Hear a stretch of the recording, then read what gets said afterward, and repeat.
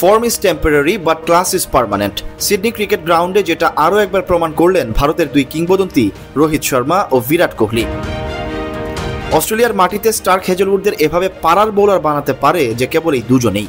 ক্যারিয়ারের পরন্ত বেলাতেও তাই একজন দেখা পেল ওয়ানডে ক্যারিয়ারের 33তম সেঞ্চুরির, অন্যজন কুমার সাঙ্গাকারাকে টপকে পৌঁছে গেলেন ওয়ানডে ইতিহাসের দ্বিতীয় সর্বোচ্চ রান সংগ্রাহকের তালিকায়। জি, এসবই রোহিত কোহলি বলেই যে সম্ভব। অথচ এই সিরিজ শুরুর আগেও এই দুইজনকে ভারতীয় দল থেকে বাদ দেওয়া নিয়ে ক্রিকেট পাড়ায় চলছিল কত তোড়জোড়। তবে শেষ পর্যন্ত ভারতের তরুণদের এই দলেও এখনও যে রোহিত কোহলি সেরা তার প্রমাণ মিলল আরও একবার।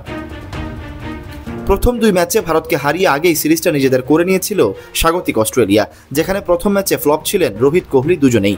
পরের ম্যাচে রোহিত 50 পেলেও টানা দুই ম্যাচেই 0 রানে সাজ করে ফিরেছিলেন বিরাট কোহলি। 2027 বিশ্বকাপ তো দূরের কথা, কোহলির শেষ অনেকে দেখে ফেলেছিল এডিলেডেই। গ্লাভস খুলে 0 রানে যখন মাঠ ছাড়ছিলেন সবাই ধরেই নিয়েছিল এটাই হয়তো শেষের সুর। তবে মানুষটা যে বিরাট কোহলি, এত আগেই কি ছেড়ে দিতে পারেন হাল?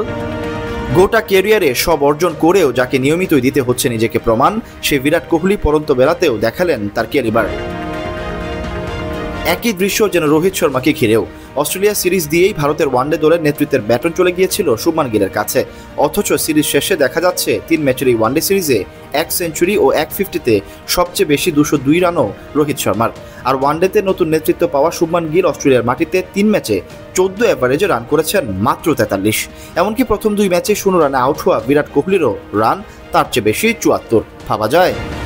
ওয়ালটন এসি এক্সচেঞ্জ অফারে এখন যে কোনো ব্র্যান্ডের পুরাতন এসি বদলে নতুন ওয়ালটন এসিতে উপভোগ করুন 25% ছাড়। Walton air conditioner, comfort without compromise. সিডনিতে সিরিজের শেষ ম্যাচে অস্ট্রেলিয়ার দেওয়া 237 রানের লক্ষ্যও ভারত টপকে গিয়েছে 69 বল হাতে রেখেই। তাদের 168 রানের অপরাজিত জুটিতে হোয়াইট ওয়াশের লজ্জা এড়িয়ে অবশেষে স্বস্তি পেয়েছে ভারতও। যেখানে সিরিজের শুরুটা রোহিত কোহলির জন্য ছিল বিশাল বড় ধাক্কা, সেখানে এই দুই ব্যাটারের কল্যাণেই জয় পেয়েছে ভারতীয় শিবির।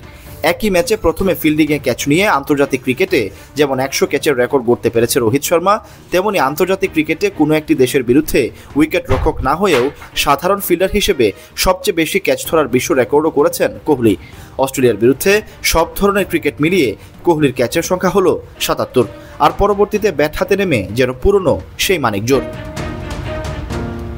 একদিকে রোহিত শর্মার 33তম ওয়ানডে শতক, অন্যদিকে কুমার সাঙ্গাকারাকে ছাড়িয়ে আপাতত ওয়ানডে ইতিহাসের দ্বিতীয় সর্বোচ্চ রানের মালিক বিরাট কোহলি। আর সবার উপরে থাকা সচিনকে এ যাত্রায় ছাড়িয়ে যেতে না পারা কোহলি অন্য এক রেকর্ডে ঠিকই টপকে গিয়েছেন সচিন নামের অমরত্বকেও। ওয়ানডেতে রান চেজের লড়াইয়ে সবচেয়ে বেশি 50+ ইনিংস আপাতত কোহলিরই। সচিনের 69টি 50-র ইনিংসকে টপকে আপাতত 70তম বার 50-র উপরে রান করেছেন কোহলি, যেখানে আবার ওয়ানডেতে 75 বার দেখা পেয়েছেন অর্ধশতকের। কি দুর্দান্ত এক ক্যারিয়ারই বটে।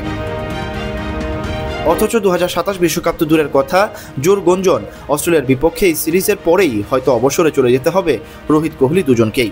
আর পরন্তু এই বেলাতে আরও একবার রোহিত কোহলি দেখালেন এখনও ভারতের এই তরুণ ক্রিকেটারদের দলে সেরা ক্রিকেটার এই দুইজনেই। কিংবদন্তিরা আর যাই হোক হার মানতে জানেন না, পরন্তু বেলাতেও তাই এভাবেই বারবার ফিরে আসেন। প্রশ্ন ওঠে তাই, রোহিত কোহলিকে ছাড়া 27-এর বিশ্বকাপে আসলে কি জিততে পারবে ভারত? এই দুজনকে ছাড়া আসলে কি একাদশ সাজানো সম্ভব? সৈয়দ সাকিব, অনফিল্ড।